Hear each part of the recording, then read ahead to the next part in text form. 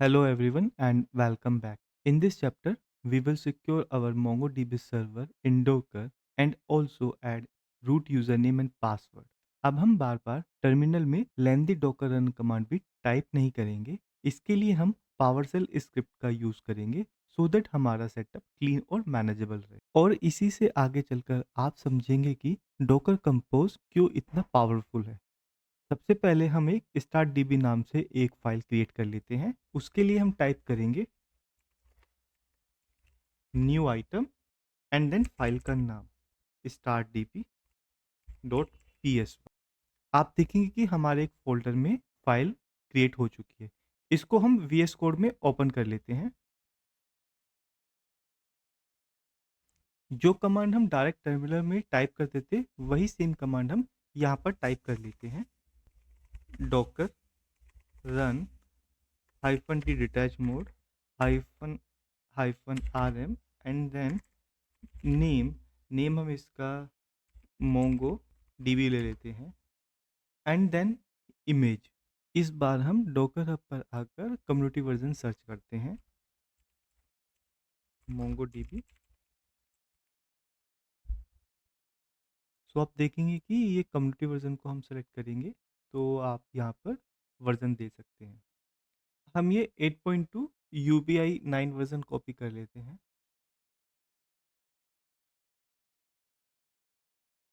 तो अगर हमें एक कंटेनर रन करना होगा तो हम यहाँ पर लिखते हैं docker run hyphen D hyphen hyphen R M and then name Mongo DB and then ये इमेज का नाम with tag.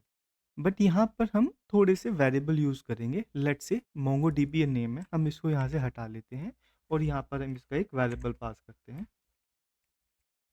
Container underscore name और इसका नाम यहाँ पर हम मेंशन कर देते हैं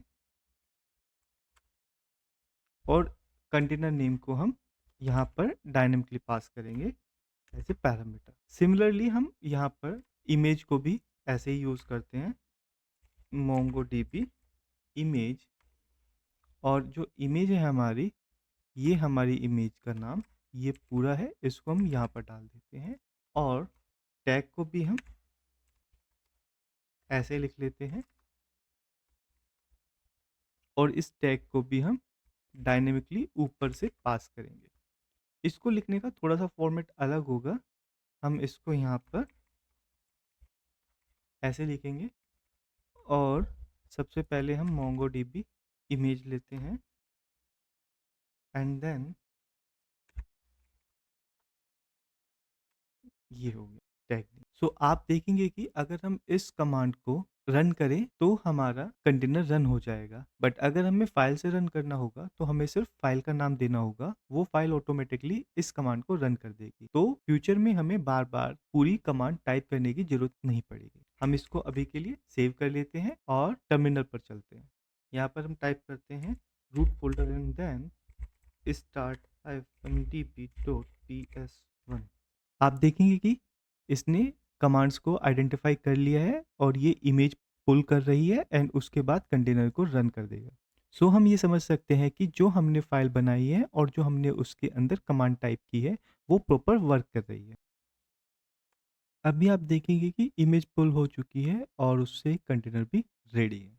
इसको अभी हम रिमूव कर देते हैं और वापस कमांड पर चलते हैं। अब हम इसमें यूज़र नेम और पासवर्ड डिफाइन करते हैं। उससे पहले हम यहाँ पर मल्टी लाइन बना लेते हैं इसको। तो हम यहाँ पर इसको ऐसे मल्टी लाइन में ब्रेक कर लेते हैं और नेम के बाद हम यहाँ पर देते हैं environment variable E and then Mongo underscore init DB underscore root underscore user name equals to. ये भी हम एज ए वेरिएबल यूज़ कर लेते हैं यूज़र नेम और इस यूज़र को हम ऊपर डिफाइन कर लेते हैं इक्वल्स टू लेट से एडमिन लिख लेते हैं अभी के लिए। सेम हम पासवर्ड भी यहीं पर डिफाइन कर लेते हैं, उसको हम दे देते हैं 1 2 3 4 5 और सेम ऐसे ही हम इसको कॉपी करते हैं। यहाँ पर हम पासवर्ड से चेंज कर देते हैं।